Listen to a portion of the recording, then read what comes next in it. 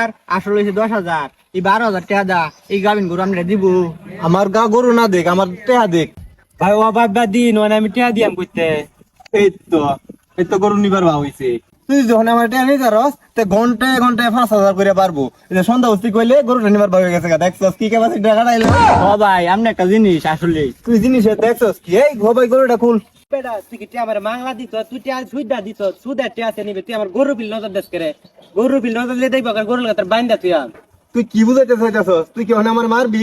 মারাম কিরে তোর মাইরা হই দিয়াম। আল্লাহ রে মাল আছে। এ তুই নিচে থেকে ধরলি লাগে। এই এ আমনে তো হুকুম সারন্ডা মারা না হরছুন এলাকি তো আমি মারলাম না।